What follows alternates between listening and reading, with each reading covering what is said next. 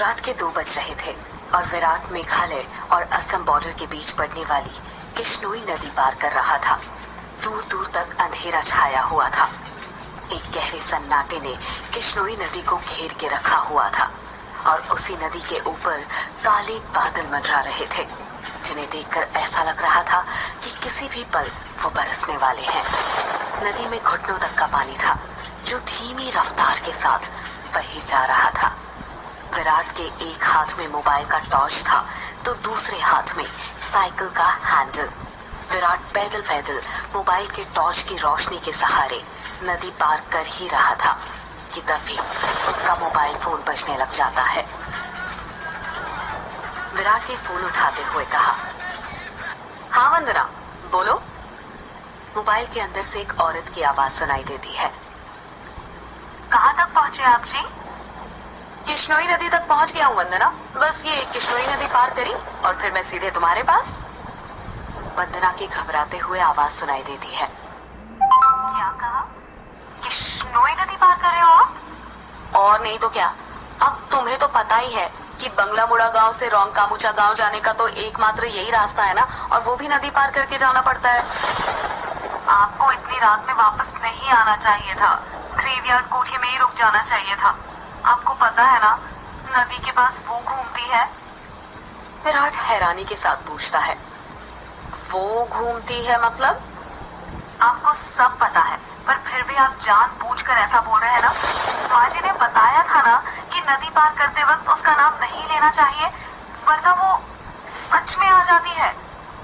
वंदना, तुम भी ना कहाँ माँ की बातों में आ गई। लगता है माँ ने तुम्हें भी यक्षिणी की कहानी। विराट अपनी बात पूरी करता उससे पहले ही वंदना घबराते हुए कहती है, चुप हो जाओ जी। हे काली माँ, मेरे पति की रक्षा करना और अनजाने में इनसे जो अनर्थ हुआ है उसके लिए माफ कर देना। अब ये कभी उसका नाम नहीं लेंगे। विराट हंसते हुए कहता है, क्या वंदना, तुम भी ना, ये यक्षिणी वक्षिणी ना कुछ नहीं होता, समझी? ये सब बस मनगढ़ंत बातें हैं जो गांव वालों ने बनाई हैं और कुछ नहीं। आप नहीं मानते तो मत मानिए, पर मैं तो मानती हूँ ना। आप ना जल्दी से आ जाइए बस। हाँ वंदना, आ रहा हूँ, बस ये नदी तो पार कर लूं पहले। अच्छा, मैं रखती हूँ। अरे ऐसे कैसे? तुम्हें नहीं लगता तुम कुछ भूल रही हो? मैं भूल रही हूँ? क्या भूल रही हूँ? यक्षिणी के बारे में याद रख सकती हो, लेकिन ये याद नहीं रख सकती कि आज हमारी शादी की सालगिरह है। गलती हो गई जी, माफ कीजिएगा। आपकी फिक्र में तो मैं भूल ही गई थी। विराट मुंह बनाते हुए कहता है, अब भूल गई थी ना तो उसकी सजा तो मिलेगी तुम्हें। सजा के लिए तैयार रहना। वंदना प्यार से पूछती है, अच्छा, तो क्या सजा देंगे आप? तुम्हारी सजा ये है कि तुम्हें आज रात भर जागना पड़ेगा। वंदना शर्मा जाती है और शर्माते हुए कहती है, आप भी ना कैसी कैसी बातें करते हैं आप। अरे अपनी पत्नी से ऐसी बातें नहीं करूंगा तो किससे करूंगा? ठीक है, आ जाइए, मैं इंतजार कर रही हूँ आपका। जल्दी आना। वंदना फोन कट कर देती है और विराट वापस से नदी पार करने लग जाता है।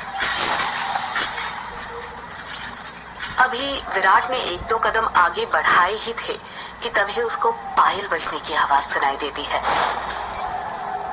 विराट को लगता है कि उसके पीछे से कोई लड़की भागते हुए निकली हो।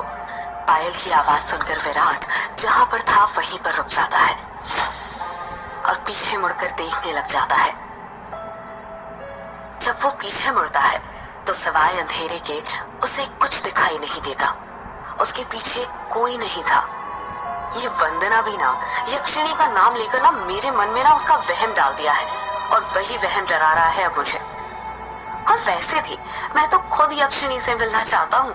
बड़े चर्चे सुने हैं उसके, सुना है बड़ी खूबसूरत है। इतना कहकर विराट वापस से आगे बढ़ने लग जाता है। विराट मुश्किल से अभी 1-2 कदम ही चला था कि तभी उसे नदी के किनारे पर एक काला साया दिखाई देने लग जाता है। उस काले साए को देखकर विराट के कदम अपने आप थम जाते हैं। साई को देखकर ऐसा लग रहा था कि जैसे वो विराट का ही इंतजार कर रहा था।